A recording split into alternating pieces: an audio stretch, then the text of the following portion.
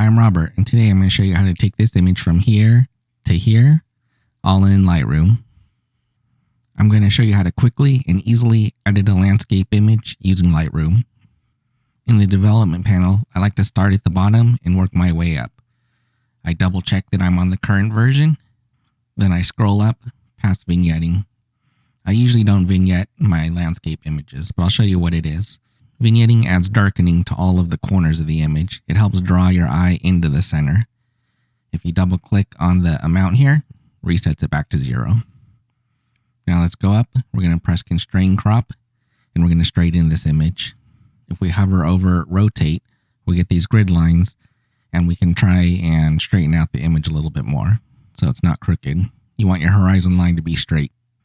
Once your image is level, scroll up. Click on Remove Chromatic Aberrations. It'll remove color fringing around hard edges. If you zoom in here, sometimes you'll see it. There'll be little purple or green lines, like right around here, that appear. Then, right here, it disappeared after we enabled it. Next, always click this button, Enable Profile Corrections. When you enable this, Lightroom will fix any problems that were caused by your lens, such as distortion. Next up is sharpening. I always do the same sharpening routine. I press 100, then enter, and then I go to masking. While I'm in masking, press and hold the Alt key, and then we scroll up on masking. We want it to look like this, so there's no white in the sky, or just a very little bit. Everything that's white is going to be sharpened, and we don't want to sharpen the water or the sky. So we're done here. We can move up from here. This is the color section, and we'll return to this later, but we're going to go up to the standard basic panel here. I like the color temperature of this image, so I'm not going to adjust it, but I'll show you what it does. If you bring it down, it makes everything cooler, and if you bring it up, it makes everything warmer. So we'll just go back here to As Shot, and we'll work with this. I don't need to adjust my exposure because I'm looking at the histogram, and my main peak is over towards the right. If your image looked more like this, and your main peak was more towards the left, you have a problem with your exposure, and you would need to adjust it. But since I had the settings correct in camera, I don't need to adjust exposure. I almost never use the contrast slider. I'll show you a different way to set contrast. But first, let's open up the dynamic range of this image. I bring the highlights all the way down. It makes all of the bright areas darker. Then I bring the shadows all the way up, which makes all the dark areas lighter. This is obviously too much, so now we can just back it down until we find a point that we like. Maybe somewhere around here.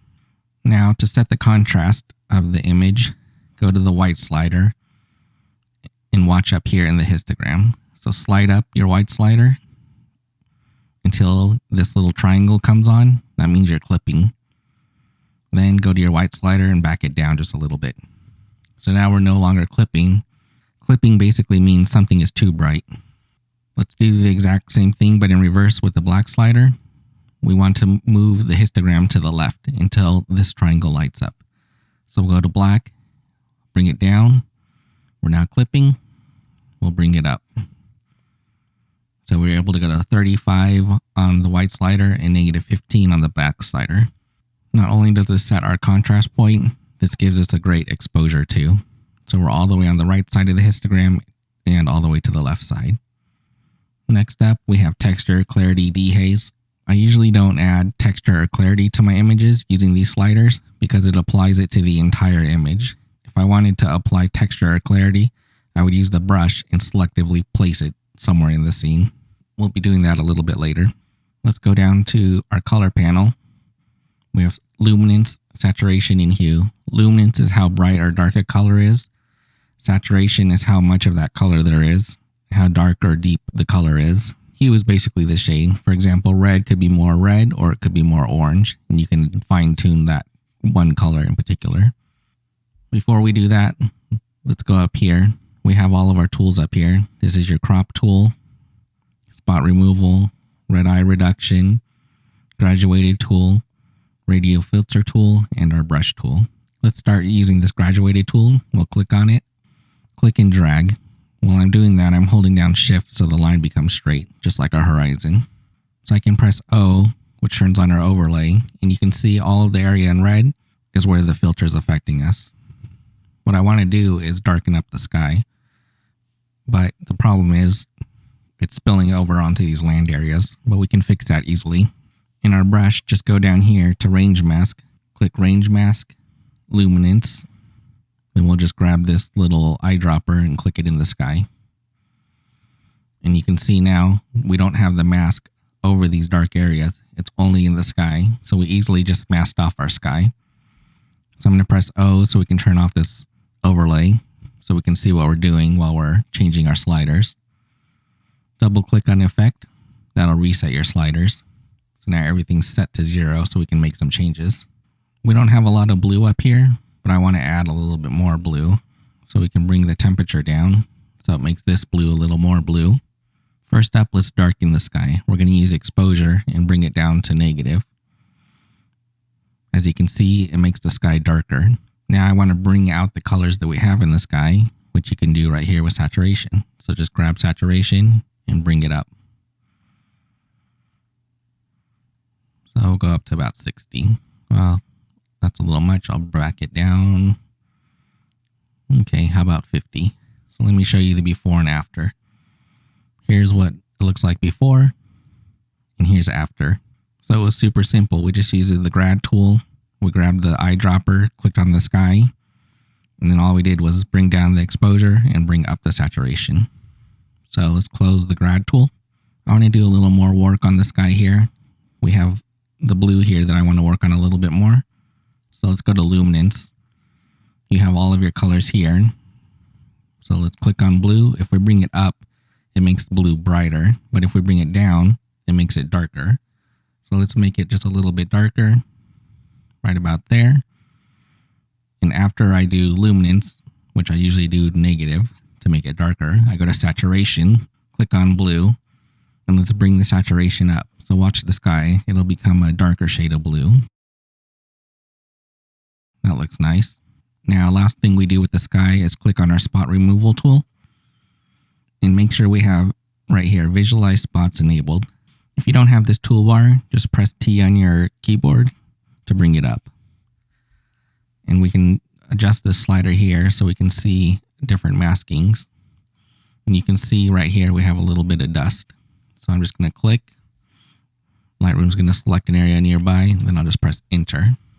And we removed that piece of dust. Looks like we have one more here. Press Enter. That's it. We're done removing the dust in the sky, so we'll close our spot removal tool. We don't need to use the red eye correction because there's no people with red eye in this picture. Next, we'll go over to the brush tool. The brush tool allows us to paint in areas. So let's reset our effects by double clicking. Make sure you have auto mask turned on. I want to work on our foreground elements here, which are these rocks, and I want to paint them in. So let's press O to turn on our mask, our overlay, and we can paint in each one of these rocks. We can see that Lightroom does a pretty good job of selecting it without spilling over onto other things because we have the auto mask enabled. You can see right here and right here, we spilled over a little bit. So if you want to erase that, just press Alt, turn your brush into an eraser, and erase those areas. So after we masked everything off, let's press O to turn off our overlay. Let's go up here. We're going to add some texture to these rocks to help bring them out. So press on texture, slide it up, and we'll go to about 50. Maybe I want to brighten up these rocks a little bit more so they stand out. So we'll go to exposure, add a little bit of exposure to brighten up the rocks. If you want to do a new selection, go here, press new, and we have a new fresh brush. So let's paint in this area here. Press O, turn on your overlay, and let's make some adjustments on this cliff. Very easy to mask. Lightroom takes care of all of that. Just make sure you have this auto mask turned on. So press O, let's turn off our overlay. The problems I'm seeing here is looks a little blue, so let's warm it up. Click here, bring our temperature up. There you go. Now the color looks a little more natural. The final tool that Lightroom offers us is Radial Filter tool. So let's click on that. This allows you to draw in circles. You can rotate them also. And anything inside this area is going to be affected. Just make sure you have the invert on. So we press O for overlay, so we can see this area is going to be affected.